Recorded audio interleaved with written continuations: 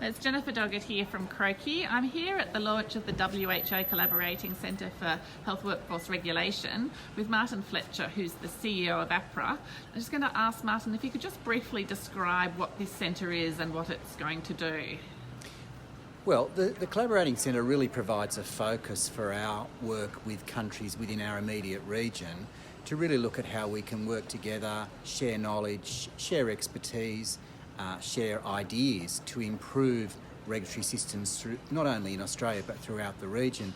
And this is really important for us because we have a lot of overseas trained practitioners who come and work in Australia, and so it's important that the systems, the regulatory systems in the countries they come from are the best they can be, and the Collaborating Centre is really going to help us make a contribution to that. Great. We've heard a lot today about what a great job AHPRA has done in Australia and how the WHO approached AHPRA because it saw AHPRA as being a standout in the region in terms of health workforce regulation.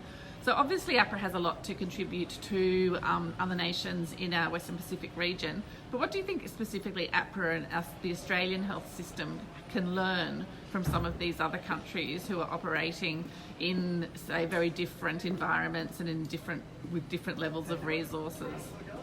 Well, I think one of the things that we've found when we've talked to other countries in the region is that although there's lots of differences in the way that their health systems are organised and funded, and there are of course countries with far fewer resources than Australia, there are lots of actually common challenges when it comes to regulation of the health workforce.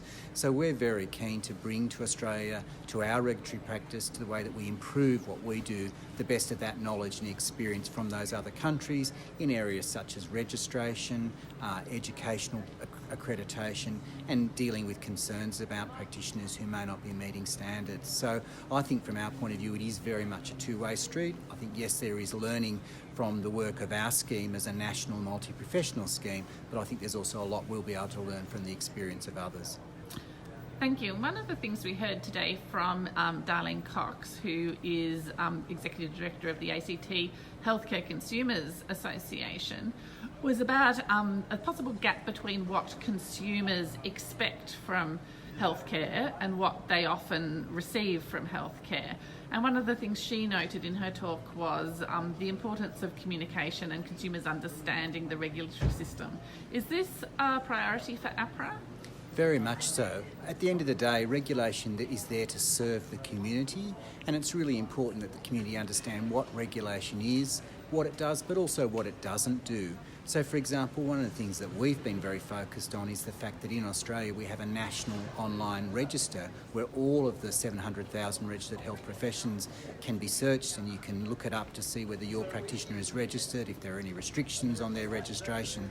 So that's a very underappreciated resource at the moment. Not many people know about it, not many people know about how to use it. So it's a great example of where if we can work with community groups and work with the community, that can make a real contribution to the choices that consumers are making about their own health care.